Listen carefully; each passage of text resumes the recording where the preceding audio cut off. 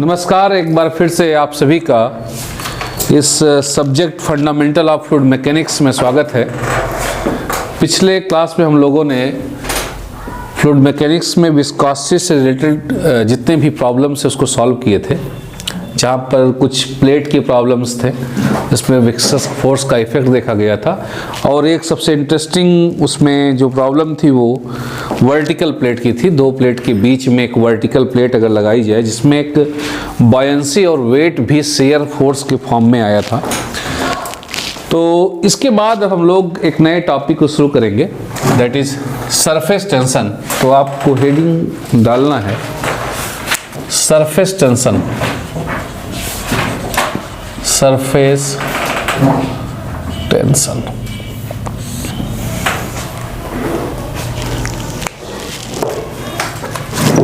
What is surface tension, आपको heading डालना है।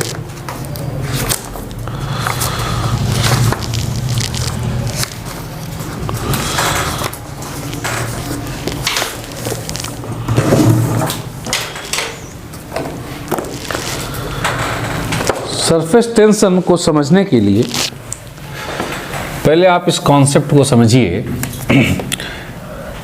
कि सपोज आपके पास ये एक सरफेस है, ये सिंबल फ्लूइड मैकेनिक्स के अंदर, एफएम के अंदर फ्री सरफेस के नाम से जाना जाता है। जो रिप्रेजेंट करता है that is called free surface. क्या होता है फ्री सरफेस? एक ऐसा सरफेस जिसके ऊपर इन्वायरमेंटल मास हो, इन्वायरमेंट हो, उसको बोलते हैं आप फ्री सरफेस। ऐसा सरफेस जो एक्सपोज हो कहाँ के, इन्वायरमेंट को, उसको बोलते हैं फ्री सरफेस। इसके नीचे आपका कोई लिक्विड आपका भरा हुआ है, चाहे आप लिक्विड पॉन्ड का ले लीजिए, कोई तालाब है मान लीजिए, उसके अंदर जो ये लिक्विड है आपका वाटर सपोज भरा हुआ है, ये आपका फ्री सरफेस है। सबसे ऊपरी सतह है किसकी? उस तालाब की, जिसे आप फ्री सरफेस बोलते हैं। इसके बाद इन्वायरमेंटल मास है आपका, जो इन्वायरमेंट है आपका एटमॉस्फेरिक मास है।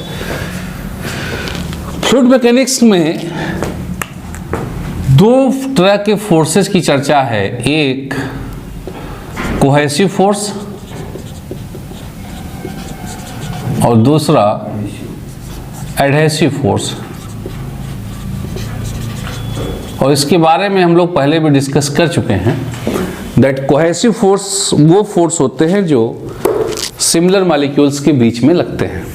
जो सेम मॉलिक्यूल्स के बीच में फोर्स एक्ट करेगा दैट इज कॉल्ड कोहेसिव, और दो डिफरेंट मॉलिक्यूल्स के बीच में जो फोर्स एक्ट करता है that is called adhesive force. तो ये आपके पास फ्लूइड है पूरा, इसमें कोई दो तीन पार्टिकल आप सिलेक्ट कर लीजिए। एक पार्टिकल मान लीजिए हमने यहाँ लिया, एक यहाँ और एक यहाँ, तीन पार्टिकल हमने लिया, that is A, this is B, this is C. ये तीन पार्टिकल हमने फ्लूइड के अंदर ले लिया है, inside the fluid, free surface के अंदर है सभी फ्लूइड पार्टिकल्स। एक फ्लूइड मॉलिक्यूल्स हम लोगों ने इस फ्री सरफेस पे ले लिया है लाइक दिस, क्योंकि ऊपर तो है नहीं कुछ, तो आपका जो ये आपका लिक्विड है उसका मॉलिक्यूल्स यहाँ पर इस फॉर्म में होगा, ये हमने ले लिया है। अच्छा, जो भी मॉलिक्यूल्स फ्लूइड के ये अंदर हैं, इन मॉलिक्यूल्स पर हर मॉलिक्यूल एक दूसरे को किस फोर्स से खींच रहे होंगे? That is cohesive force. क्यों? क्योंकि लिक्विड की सभी मॉलिक्यूल्स हैं और सेम मॉलिक्यूल्स के बीच में क्या एक्ट होता है? Cohesive force. तो अगर इसके चारों तरफ हम देखें, यहाँ कोई मॉलिक्यूल्स है तो ये मॉलिक्यूल्स इस वाले को खींच रहा होगा अपनी दिशा में। इधर कोई मॉलिक्यूल्स लिक्विड का है तो ये क्या कर रहा होगा? अपनी दिशा में खींच रहा होगा। इधर वाला मॉलिक्यूल्स अपनी दिशा में और इधर वाला जो आपका मॉलिक्यूल्स है अपनी दिशा में खींच रहा होगा। ऐसे ही आप इधर आप हर तरफ देखेंगे मॉलिक्यूल्स आपको मिल जाएंगे जो इसके चारों तरफ घेरे हुए हैं, वो इसको खींच रहे होंगे। किस फोर्स से खींच रहे होंगे? दैट इज कोहेसिव फोर्स, क्योंकि सिमिलर मॉलिक्यूल्स के बीच में कौन सा फोर्स काम करता है? Cohesive force. इसकी वजह से एक स्फेरिकल घेरा जो है देखिए आपको दिख रहा है, इसे स्फीयर ऑफ इन्फ्लुएंस बोलते हैं। क्या बोलते हैं? That is sphere of influence, प्रभाव का एक घेरा है इसके पास जो डेवलप हो जाता है। इसके चारों तरफ। और फोर्स की अगर बात करें तो चारों तरफ से सिमिलर फोर्स एक्ट करते हैं, इस वजह से इस एटम के ऊपर जो भी फोर्स लग रहा होता है net force, that F net on molecule A equal to 0, क्योंकि राइट साइड के जितने भी फोर्स लग रहे होंगे उनको कौन बैलेंस कर रहा होगा? लेफ्ट साइड पर जितने फोर्स लग रहे हैं। जो ऊपर लग रहे होंगे उनको कौन बैलेंस कर रहा है? जो नीचे लग रहे हैं। तो ये इनको बैलेंस कर देता है, इसलिए F net at A equal to 0। और इसके चारों तरफ क्या बन गया है कि स्फीयर ऑफ इन्फ्लुएंस तैयार हो गया। अब ऐसे ही बी है आपके पास, बी मॉलिक्यूल्स को भी चारों तरफ से आप घेरे हुए होंगे।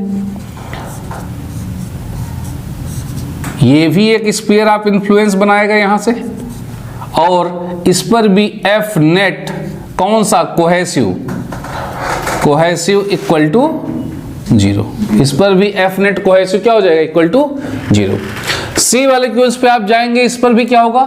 चारों तरफ से इसको घेरे हुए हैं मॉलिक्यूल्स, इसलिए इस पर भी फोर्स लग रहे होंगे और ये एक दूसरे को क्या कर रहे होंगे? खींच रहे होंगे एक कोहेसिव फोर्स से। और अगर आप नेट कोहेसिव फोर्स यहाँ पर भी देखेंगे, बाया दाहिने को बैलेंस करेगा, ऊपर वाला नीचे को बैलेंस करेगा, साइड बाय साइड बैलेंस करेंगे, फिर से F net cohesive equal to 0 हो जाएगा। नेट कोहेसिव फोर्स यहाँ पर भी क्या हो गया? 0 हो गया।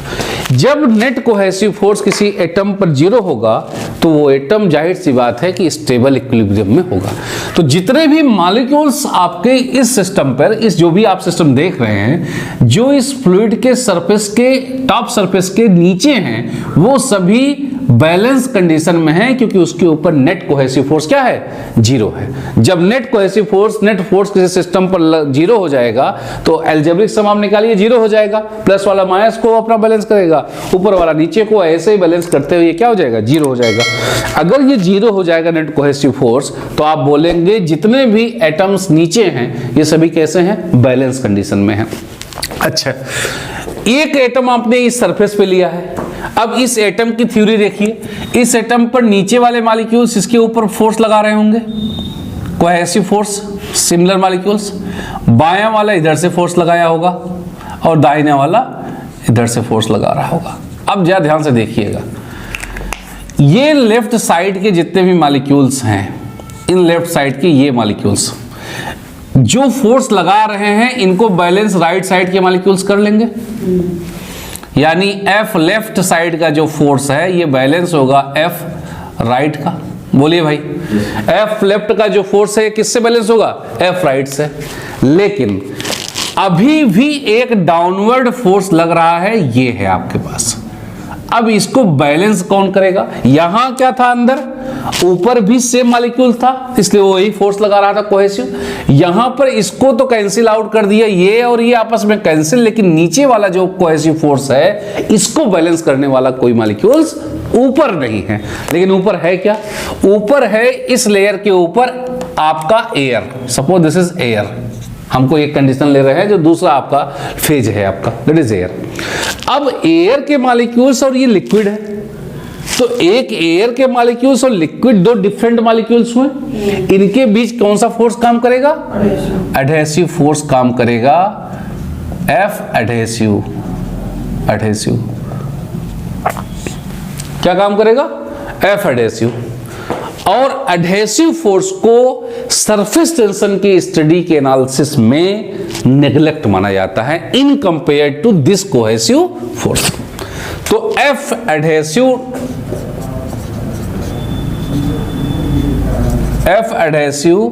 क्या करेंगे आप? नेग्लेक्टेड हो जाएगा। एडहेसिव फोर्स जो लग रहा हो क्या हो जाएगा? नेग्लेक्ट हो जाएगा। अब अगर एडहेसिव फोर्स नेग्लेक्ट हो गया, इसका मतलब है अगर आपसे कोई पूछे होता ही नहीं है तो आप कहेंगे नहीं होता है, क्योंकि लगना है नेचर है कि ऊपर की दिशा में जो फोर्स लग रहा है वो एडहेसिव फोर्स होगा। लेकिन ये फोर्स इस डाउनवर्ड लगने वाले नेट कोहेसिव जो डाउनवर्ड लग रहा है उससे इतना कम है कि इसको क्या मान लेते हैं? नेग्लेक्ट मान लेते हैं। तो पूरी स्टडी के अंदर सरफेस टेंशन की एक जगह एडहेसिव आया और उसको आपने क्या मान लिया? नेग्लेक्ट। इसलिए सरफेस टेंशन में अब कभी भी एडहेसिव की चर्चा नहीं की जाएगी, क्योंकि आपने क्या मान लिया है? नेग्लेक्ट मान लिया। तो इसके ऊपर अब बचा क्या? इस सरफेस मॉलिक्यूल्स के ऊपर बचा क्या? नेट अनबैलेंस है अभी ये इसको बैलेंस करने वाला कोई मिला नहीं, ये था लेकिन इसकी वैल्यू इतनी कम थी कि इसको बैलेंस क्या नेगलेक्ट मान लिया गया। तो इस सरफेस पे मॉलिक्यूल्स जो है इसके ऊपर नेट डाउनवर्ड कोहेसिव फोर्स लग रहा है। क्या लग रहा है? नेट अनबैलेंस क्या है? नेट अनबैलेंस्ड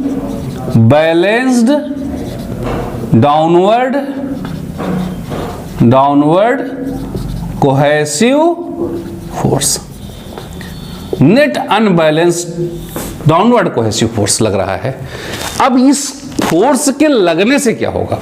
जब ये फोर्स लगता है, ये जो क्योंकि इसको ऊपर वाला तो बैलेंस कर नहीं रहा है, ये लगता है तो ऊपर वाली जो लेयर होती है उसके अंदर टेंशन क्रिएट होता है।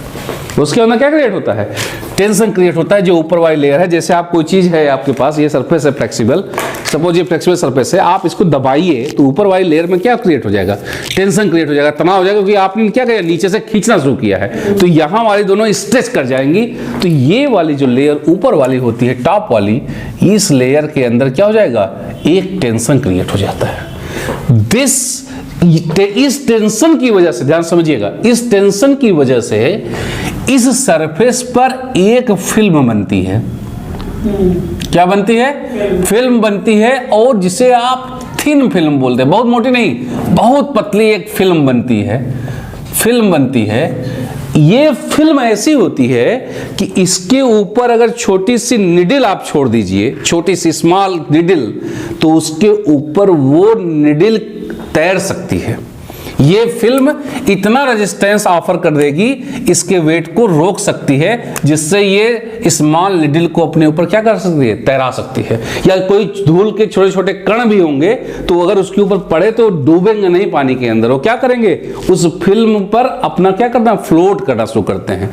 इस फिनोमिना को, जो ये क्रिएशन ऑफ फिल्म है, उसके ऊपर निडल का फ्लोट होना है, इसी फिनोमिना को फ्लूइड मैकेनिक्स के अंदर सरफेस टेंशन नाम से जानते हैं। किस नाम से जानते हैं? Surface tension. तो आप कंक्लूसिव रिमार्क क्या देंगे? पहली बात, एडहेसिव फोर्स होता है, यस, लेकिन एनालिसिस में एडहेसिव फोर्स को क्या लिया गया है? नेगलेक्ट मान लिया गया। तो आपसे कोई पूछे कि सरफेस टेंशन किसकी वजह से होता है, तो net unbalanced downward cohesive force, तो यहां पर एडहेसिव फोर्स की कोई चर्चा नहीं होगी। तो surface tension is only and only because of unbalance cohesive force. कभी भी ऑब्जेक्टिव जो पूछा जाएगा यही पूछा जाएगा आपसे, surface tension is because of adhesive force, cohesive force, both. आपका जवाब होगा ओनली एंड ओनली कोहेसिव, क्योंकि एनालिसिस में एडहेसिव था ही नहीं। जब हम सरफेस टेंशन एनालिसिस कर रहे हैं, होना चाहिए लेकिन उसकी क्वांटिटी इतनी कम है in compare to unbalance cohesive force के, कि उसको हमने क्या मान लिया है? नेगलेक्ट मान लिया। और इसी डाउनवर्ड कोहेसिव फोर्स की वजह से इसके सरफेस पर एक स्ट्रेस क्रिएट होता है, एक टेंशन क्रिएट होता है, जिस पर एक छोटी सी पतली सी फिल्म बनती है। इस फिल्म पर एक छोटी सी निडल फ्लोट कर सकती है, तैर सकती है। आप तालाबों में जाइए, देखिए ऊपर धूल के छोटे छोटे कण हमेशा पड़े रहते हैं उसके ऊपर। क्या इसे डूबते क्यों नहीं है?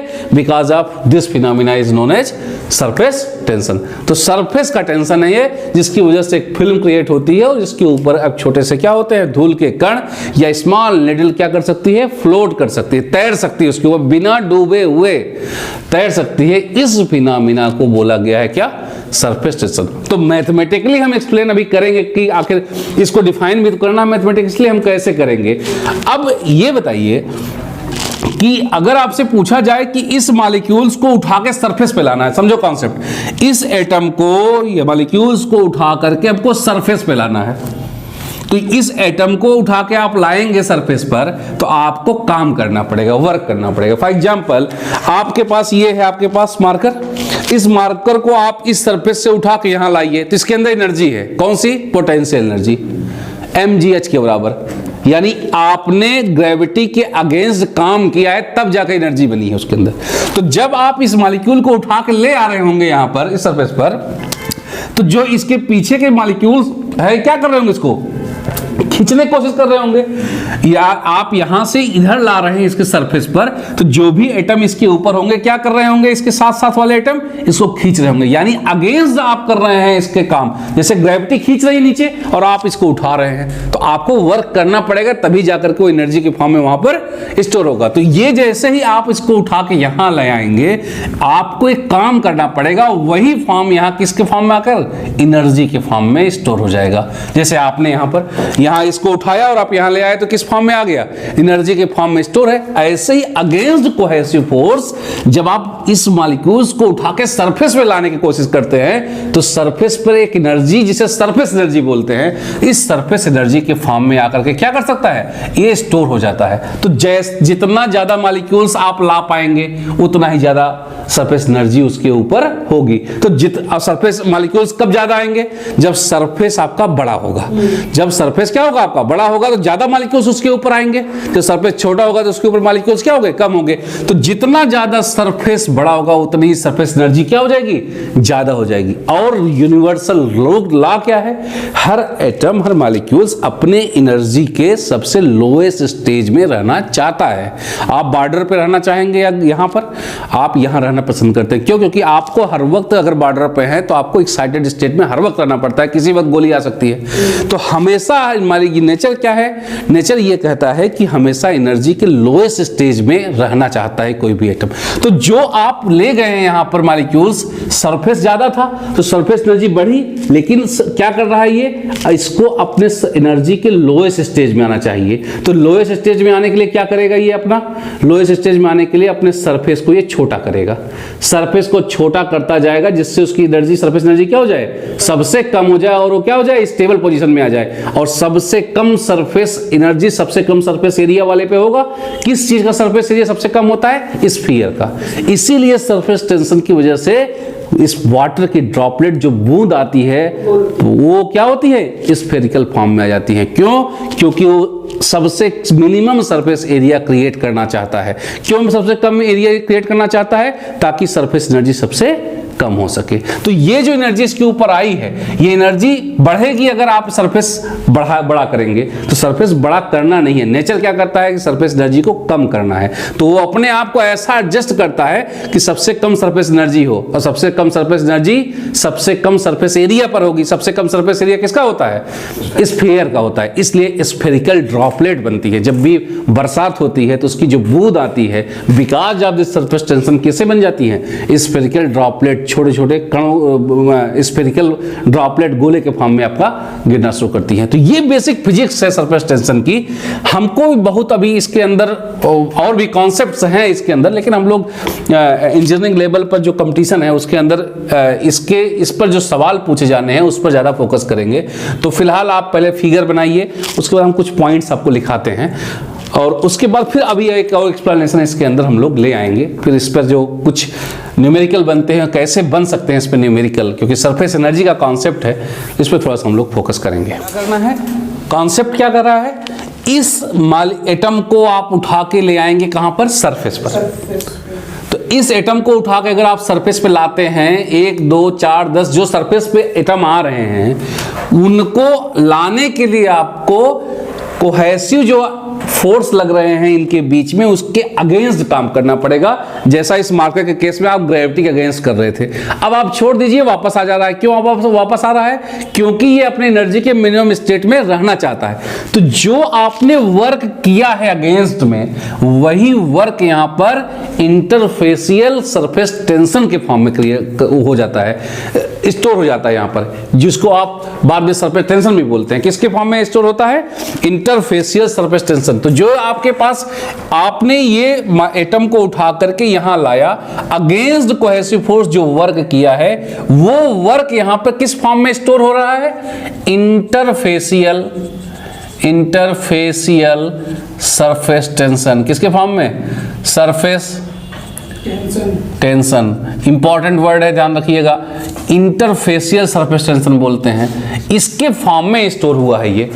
कभी भी सरफेस टेंशन वर्ड जो यूज होता है, ये वर्ड एक स्पेसिफिक वर्ड होता है कि इसको कहां यूज करना है, लेकिन जो जनरलाइज वर्ड है क्या है, इंटरफेसियल सरफेस टेंशन। ये सरफेस टेंशन, और ये क्यों आया है, क्योंकि आपने इस एटम को उठा के सरफेस पे लाया, इस एटम को सरफेस पे लाया, इस एटम को सरफेस पे लाया, और लाने के लिए आपको वर्क अगेंस्ट में कोहेसिव फोर्स के करना पड़ा। ये इसके फॉर्म में यहां पर क्या कर गया, स्टोर कर गया। तो कभी भी सरफेस टेंशन की जब चर्चा होगी तो हमेशा याद रखिए कि दो फ्लूइड की लेयर चाहिए पहले तो आपको, तब आप वर्ड यूज करेंगे सरफेस टेंशन। मतलब आपको अगर कॉन्सेप्ट समझना है तो ये समझिए कि आप ये दो फ्लूइड की लेयर, दो डिफरेंट फ्लूइड की लेयर चाहिए, तब जाकर के वहां पर सरफेस टेंशन का कॉन्सेप्ट आएगा। स्पेशली जो टर्म यूज होता है that is interfacial surface tension use होता है। आपसे आज से कभी भी ऐसा नहीं है कि कुछ भी कोई बोल देगा तो आप सरफेस टेंशन बोल दीजिए, नहीं है, एक्चुअली वो interfacial surface tension.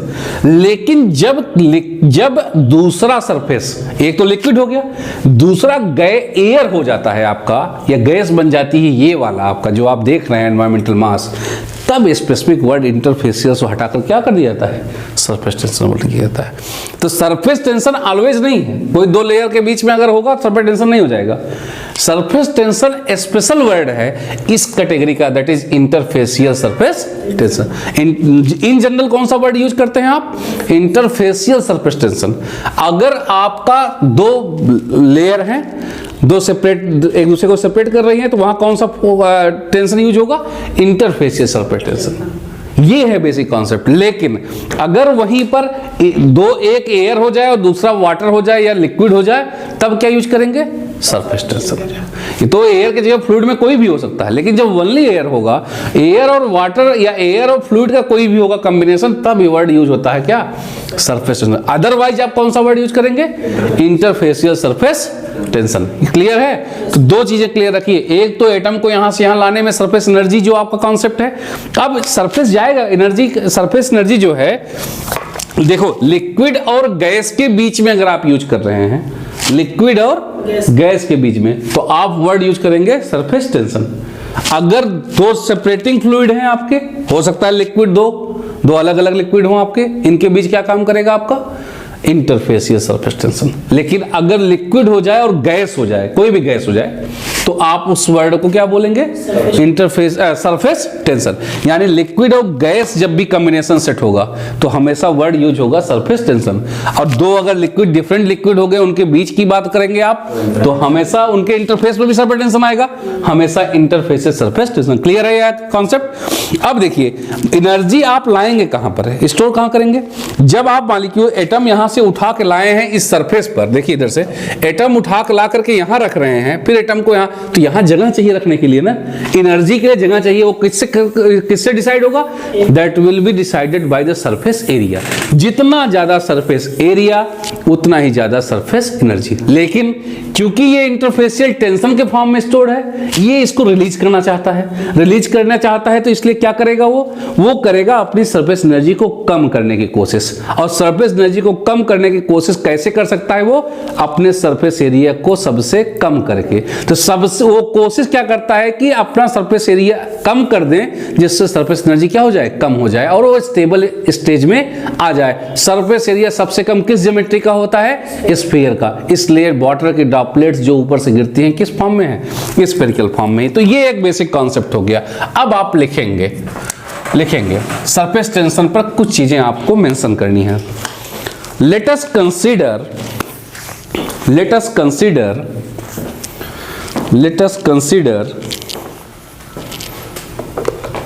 let us consider molecule A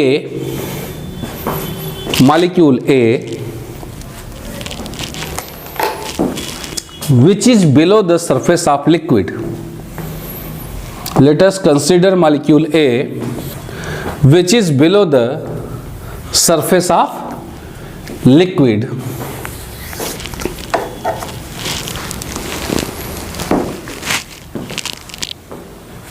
This molecule is under the influence of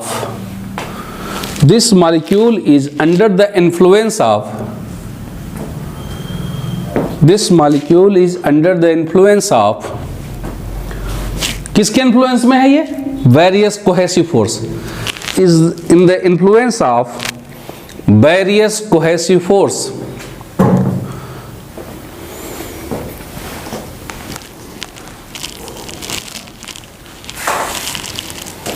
because of these forces,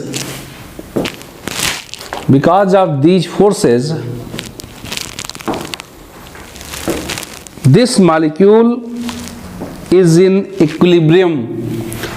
Because of these forces, this molecule is in the equilibrium.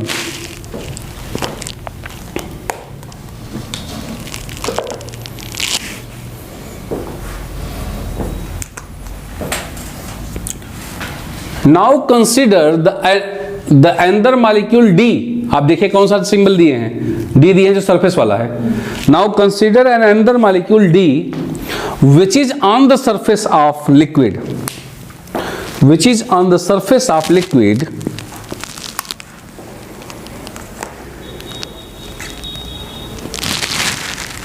which is on the surface of liquid, एकदम ऊपर top पर, which is on the surface of liquid.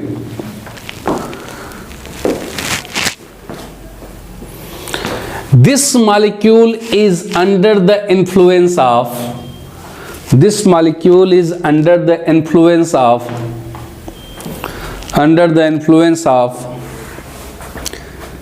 किसके influence में molecule है? Under the influence of net unbalanced downward cohesive force. Under the influence of net unbalance downward cohesive force, under the unbalance of net downward unbalanced cohesive force.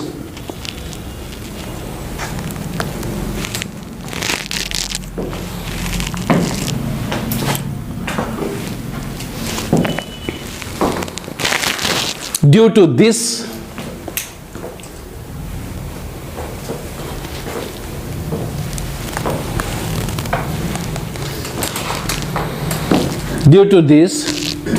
there seems to be a thin membranes. There seems to be thin membranes. Membranes मतलब एक झिल्ली पतली सी.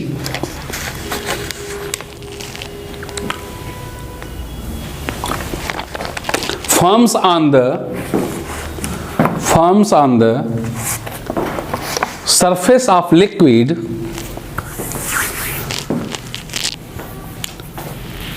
which can resist, जो resist कर सकती है, which can resist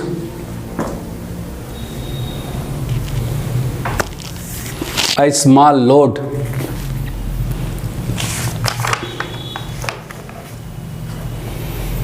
Small load. This phenomena is known as surface tension. This phenomena is known as surface. This phenomena is known as surface tension.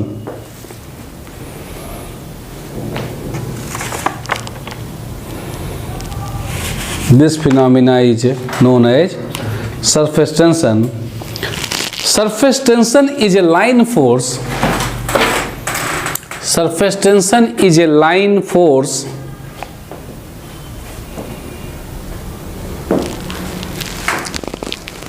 and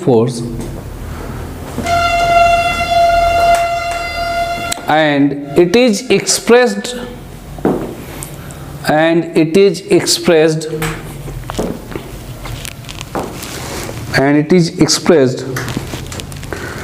force per unit length. Force per unit length drawn on the surface. Force per unit length drawn on the surface, and it acts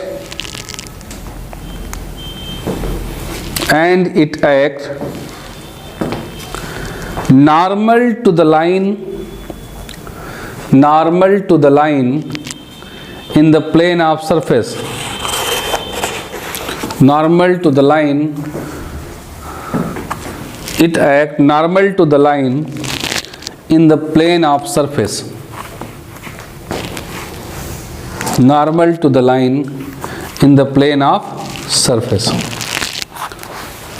अब रुकिए एक बार फिर से समझिए क्या कह रहा है। ये तो क्लियर हो गया कैसे ये हो रहा है। सरफेस टेंशन क्यों है, सरफेस इंटरफेशियल कब बोलेंगे, जब दो डिफरेंट लेयर होंगी फ्लूइड की।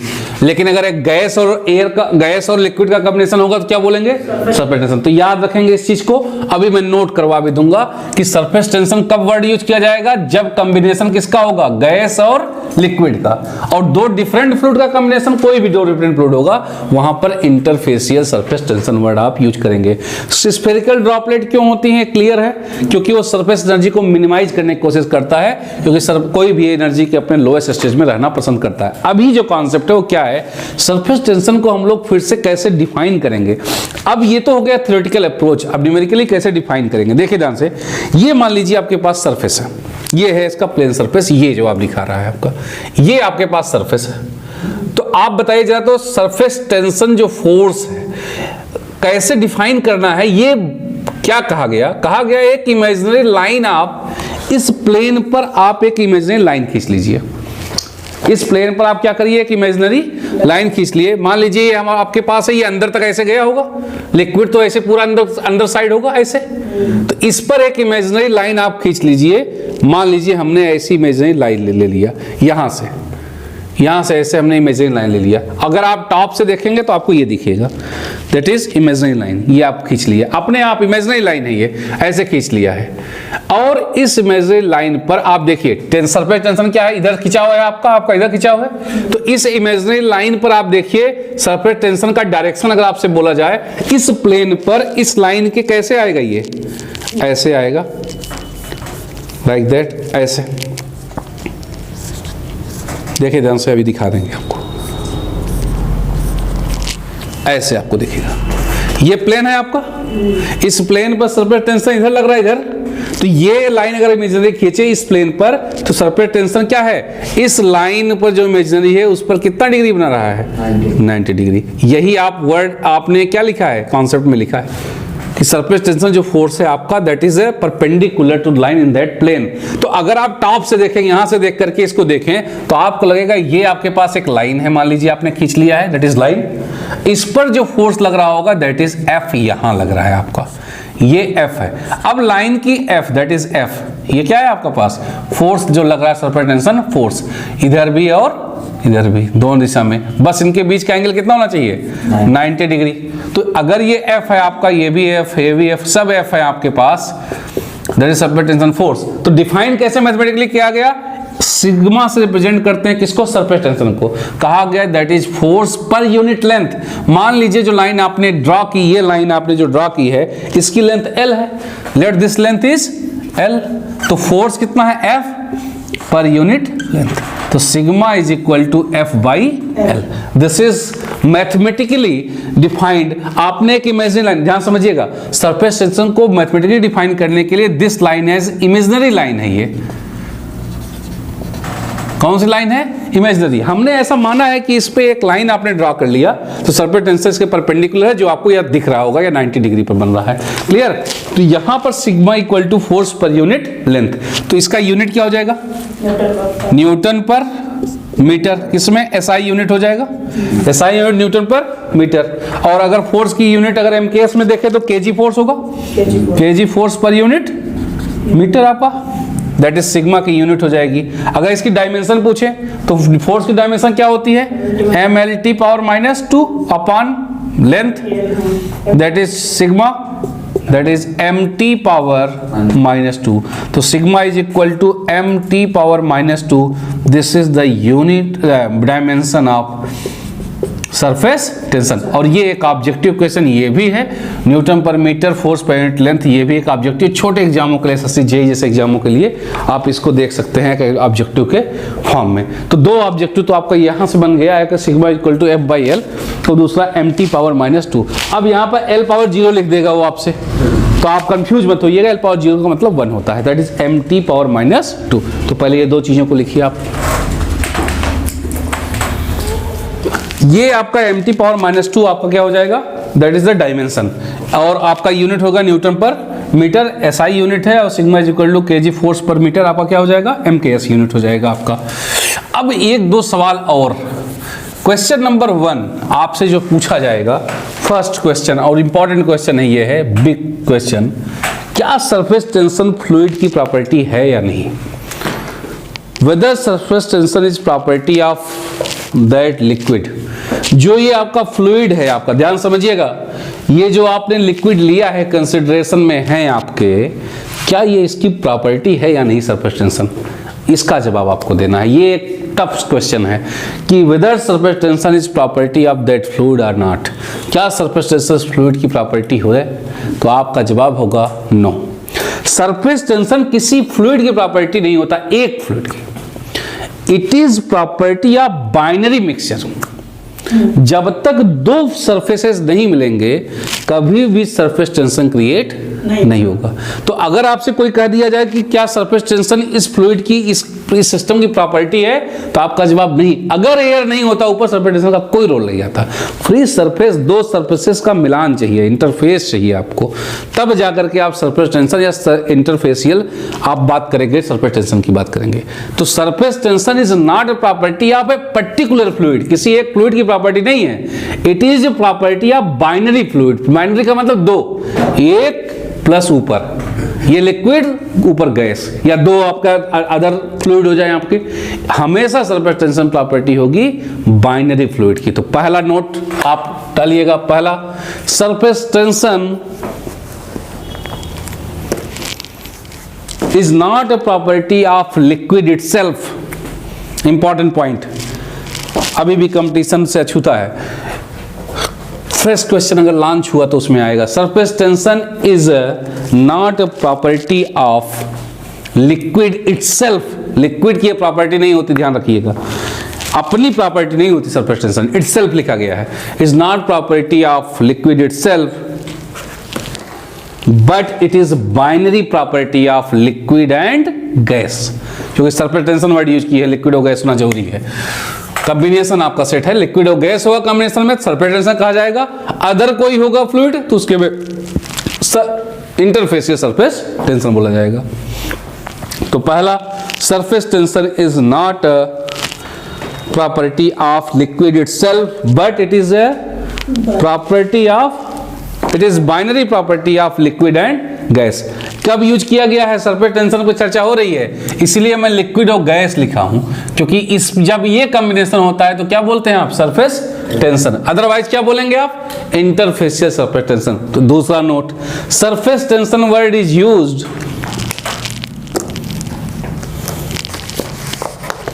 surface tension word is used when there is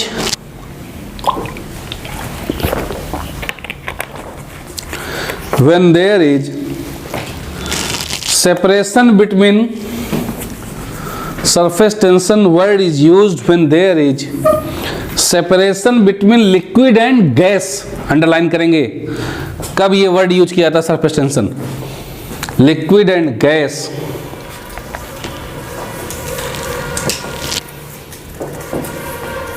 and for other interfacial tension ही केवल बोलिए, सरफेस भी नहीं बोलिए।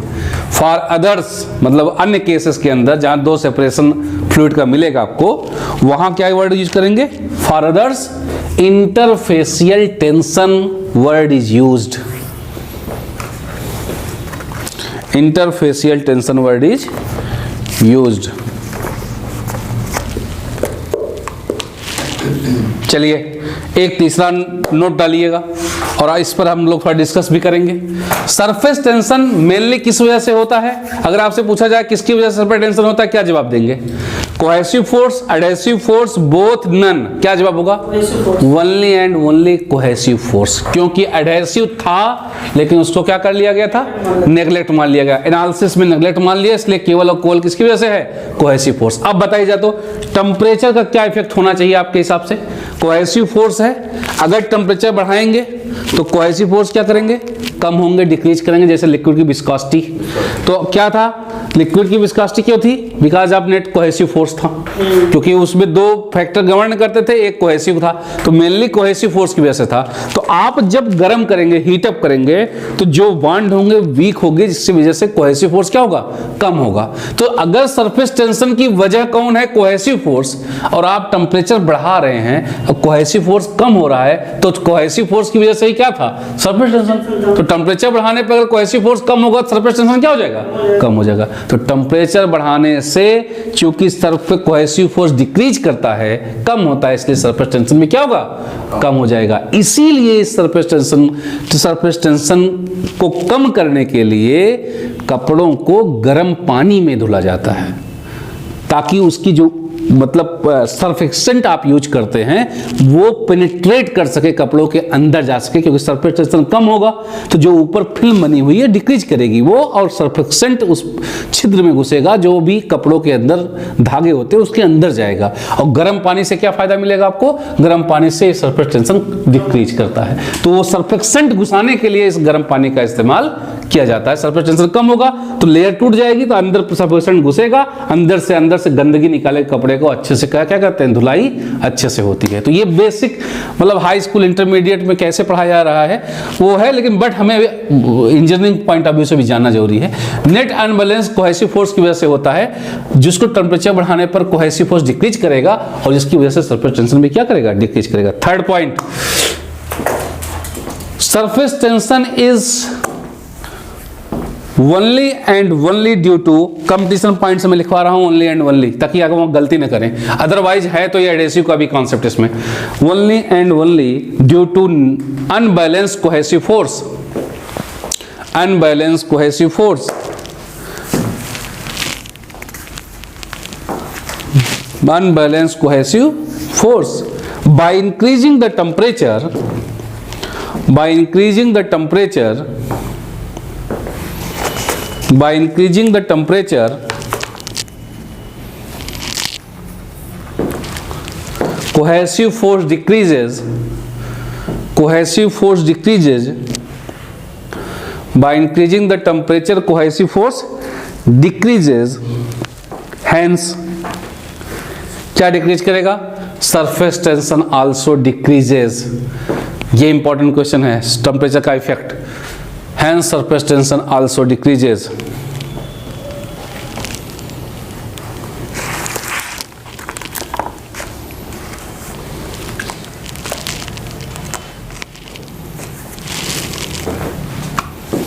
Note number 4, for water air interface, for water air interface, ये डाटा है आपको याद रहना चाहिए। for water air interface,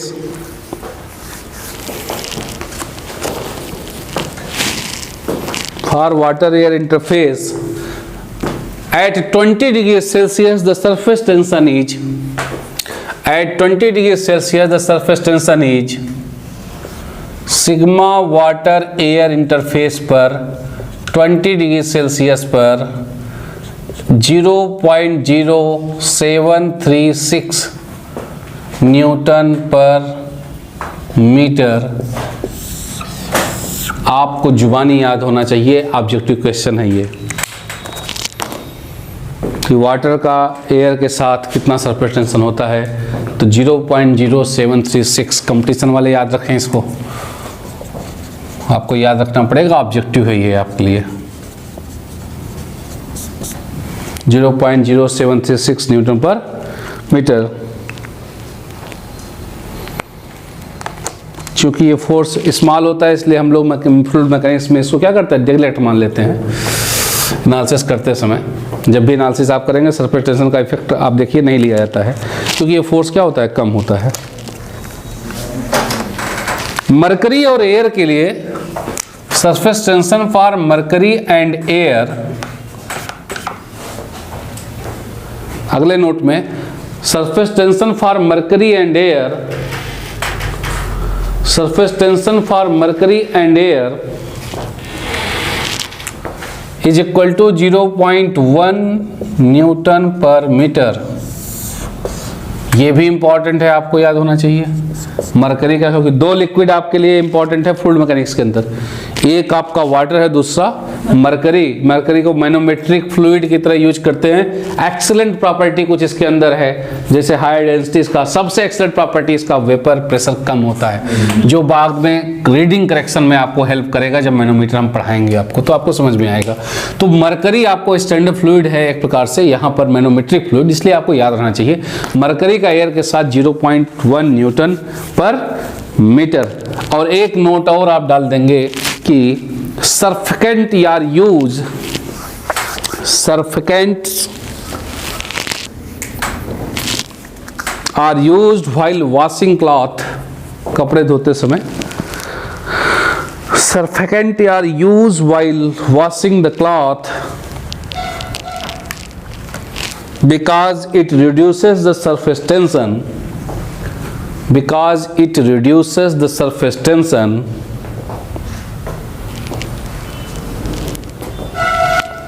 it reduces the surface tension so that water can penetrate easily, so that water can penetrate easily and clean the cloth, साफ कर सके कपड़ों को, and clean the cloth.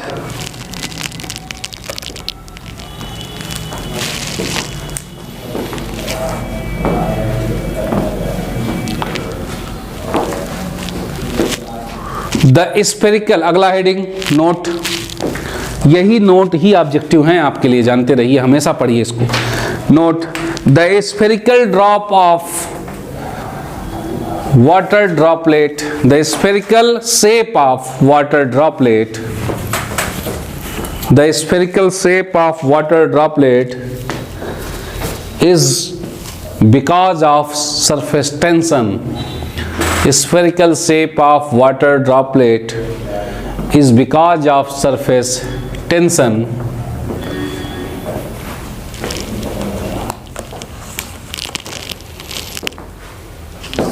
Because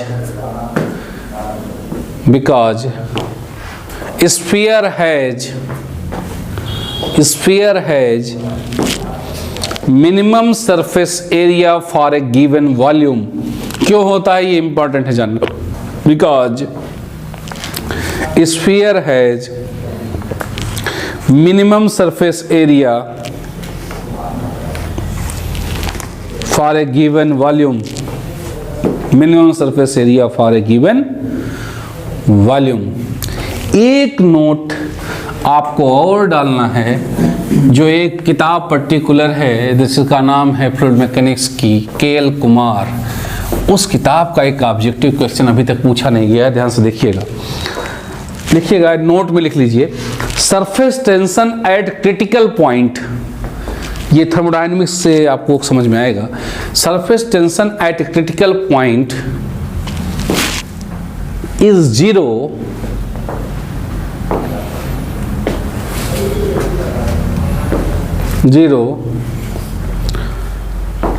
critical point is 0 because at critical point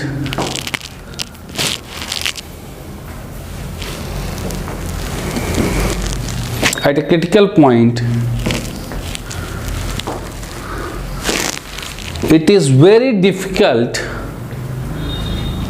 to detect the phase of liquid or gas, the phase of liquid or gas। Critical point पर difficult होता है ये detect कर पाना कि ये लिक्विड है या गैस है। यानी आप कह सकते हैं कि जो ये बाउंड्री होती है दोनों के बीच लिक्विड और गैस की, ये वैनिश होती है, नष्ट हो जाती है। अब जरा समझिएगा, थर्मोडायनेमिक्स का एक कॉन्सेप्ट है, अगर आप लोग समझते हैं इसको, देखिए ध्यान से, ये है आपके पास एक शेप होती है, इधर लिक्विड होता है, इधर लिक्विड प्लस वेपर होता है और इधर वेपर होता है। तो अगर आप कोई फ्लूइड मान लीजिए गर्म कर रहे हैं पानी को गर्म करेंगे, सबसे पहले क्या होगा, पूरा का पूरा पानी थोड़ी वेपर बन जाता है तुरंत, पहले गर्म होगा पानी तो वेपर बनेगा, तो पानी वेपराइज होता रहेगा, उसे आप टू फेज बोलते हैं। ये रीजन जो है लिक्विड और वेपर का, उसके बाद पूरा का पूरा वेपर बन जाएगा और इसके पहले क्या होगा, ये लिक्विड रहेगा। एक पॉइंट यहां आता है जिसे आप क्रिटिकल पॉइंट बोलते हैं। ये पॉइंट जो होता है that is a critical point, इसे क्या बोलते हैं, क्रिटिकल पॉइंट। इस पॉइंट पर सरफेस टेंशन आपसे पूछ लेगा। लेकिन जब आप देखिए ध्यान से, ये एक्सपेरिमेंट आप करते हैं, यहां देखिए लिक्विड से डायरेक्ट क्या बन गया, गैस बन गया, इसके बीच का रीजन आया नहीं, तो इस पॉइंट पर दरअसल लिक्विड डायरेक्ट किसमें कन्वर्ट हो जाता है, गैस में। लिक्विड डायरेक्ट गैस में कन्वर्ट हो जाता है। कुछ ऐसे होते हैं जैसे कपूर डायरेक्ट लिक्विड नहीं बनता, कपूर डायरेक्ट क्या बन जाता है, वेपर बन जाता है, गैस बन जाता है। तो लिक्विड यहां पर कन्वर्ट हो जाता है किसमें, गैस में। अच्छा, लिक्विड और गैस का कन्वर्जन तो है किस पॉइंट पर, क्रिटिकल पॉइंट पर। अब आपसे पूछा कि व्हाट इज सरफेस टेंशन, क्यों, क्योंकि यहां पर लिक्विड भी है और यहां गैस है। आपको सरफेस टेंशन तो डिफाइन कर सकते हैं आप, क्योंकि लिक्विड जहां मिल जाए और गैस जहां मिल जाए वहां आप क्या कर सकते हैं, सरफेस टेंशन डिफाइन कर सकते हैं। दो लेयर चाहिए आपको, दो सरफेस चाहिए आपका, एक लिक्विड और दूसरा गैस, तो आपने डिफाइन कर दिया सरफेस टेंशन। लेकिन इस पॉइंट पर एक्सपेरिमेंट भी कहता है कि ये समझ में नहीं आएगा आपको एक्सपेरिमेंट के अंदर, जैसे अभी लिक्विड गैस में कन्वर्ट होता समय आपको दिखेगा, यहां पर कुछ टाइम लेगा। इस पॉइंट पर या तो लिक्विड आप समझ लीजिए या तो गैस, यानी लिक्विड और गैस के बीच का जो गैप होता है, कन्वर्जन का जो लेयर का गैप होता है, वो गैप दिखता नहीं एक्सपेरिमेंट के समय। इसलिए इस पॉइंट पर सरफेस टेंशन की वैल्यू क्या कर दिया गया है, जीरो को ले, क्योंकि आपको भाई आपको सरफेस चाहिए ना, दो सरफेस चाहिए तभी तो सरफेस टेंशन का कॉन्सेप्ट आएगा, और ये दो सरफेस होता ही नहीं है। यानी आप अगर ये कहा जाए कि इस पॉइंट पर है क्या, तो अगर आप पहले लिक्विड माने तो अभी लिक्विड मान लीजिए इसको, या वेपर मान रहे तो वेपर मान लीजिए आप। ये नहीं कि चेंज आप दिखा दिया, अगर चेंज आपने दिखा दिया कि लिक्विड से वेपर बना, तो इसका मतलब आपने टाइम लिया है, कुछ देखा है आपने, और एक्सपेरिमेंट के समय भी आपको दिखता नहीं। वो ऐसा फेज आएगा जिसमें आपको पता ही नहीं लगता है कि ये लिक्विड है या गैस बन रहा है। तो यहां तो दिखेगा क्योंकि टाइम मिल रहा है इसको, यहां पर टाइम नहीं मिलता है, इसलिए वो फेज नष्ट हो जाती है, वैनिश हो जाती है, नष्ट हो जाती है। इसलिए आप बोलते हैं कि यहां पर क्रिटिकल पॉइंट पर सरफेस टेंशन क्या होता है, जीरो। अभी तक आया नहीं है, इसलिए तैयारी रखिए इस कॉन्सेप्ट की कि surface tension eight critical point is zero. ये एक ऑब्जेक्टिव क्वेश्चन है आपके लिए, ठीक। तो इतनी थ्योरी हम लोगों को इस फ्लूइड मैकेनिक्स के ये जो टॉपिक है आपका, इसमें 5 से 7 नोट गए हैं, ये इंपॉर्टेंट है आपके लिए। एक तो सबसे पहले इंपॉर्टेंट क्वेश्चन है, 2 डाटाबेस क्वेश्चन है आपका, मरकरी और एयर का, वाटर और एयर का आपका देख लीजिए आप, 0.0736 एंड 0.1, 2 ये ऑब्जेक्टिव क्वेश्चन है। बाकी जो आपको लिखवाए गए पॉइंट्स हैं उसकी यूनिट क्या है, न्यूटन पर मीटर, इसका डायमेंशन है mt⁻², और इसके बाद कैसे डिफाइन कर रहे हैं, कब इंटरफेसियल टेंशन बोलेंगे, कैसे एनर्जी के फॉर्म में स्टोर होता है, क्यों स्फेरिकल ड्रॉपलेट होगा, क्यों सरफेक्सेंट यूज करेंगे आप, उसकी बेसिक वजह आपको समझ में आ गई है कि हमको एक डिटर्जेंट को घुसाना है उस कपड़े के अंदर जिससे उसको क्या कर सके, वॉश आउट कर सके। तो गर्म पानी का कॉन्सेप्ट आपको समझ में आ गया कि सरफेस टेंशन को टेम्परेचर बढ़ाने पर क्या होता है, सरफेस टेंशन डिक्रीज करता है। आपसे ऑब्जेक्टिव क्वेश्चन और बनेगा एक कि surface tension is only because of, आप ऑप्शन दे दीजिएगा only and only cohesive force. Adhesion का नाम होगा, लेकिन आपको एनालिसिस में चूंकि आपने लिया नहीं तो इसलिए कभी भी आप उसको जिक्र नहीं करेंगे कि एडहेसिव। लेकिन हाँ, जब बात इस पर क्वेश्चन ही बना देगा इसी बात पर कि क्या एडहेसिव होता ही नहीं, तो आपका जवाब होगा yes, adhesive is there but it is so minimum that it can be neglected during the analysis. Okay, तो ये आपका सरफेस टेंशन का बेसिक कॉन्सेप्ट है। अब जो है हम लोग हेडिंग डालेंगे प्रेशर इन, नेक्स्ट हेडिंग डालेंगे और नेक्स्ट क्लास में इसको डिस्कस करेंगे, थोड़ा सा एक फ्लेक्सिबल मेम्ब्रेन्स का कॉन्सेप्ट।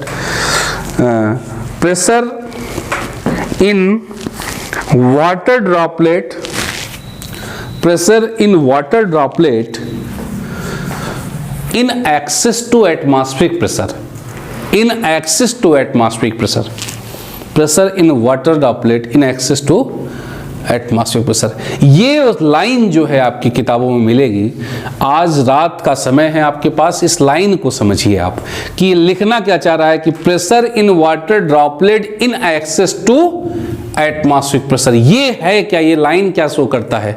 आज हम लोग यहीं रुकेंगे और फिर हम लोग इस वाटर ड्रॉपलेट सॉफ्ट बबल्स का कॉन्सेप्ट, जो फ्लेक्सिबल मेम्ब्रेन्स का कॉन्सेप्ट होता है, उस पर चर्चा करेंगे। शुक्रिया आप सभी का।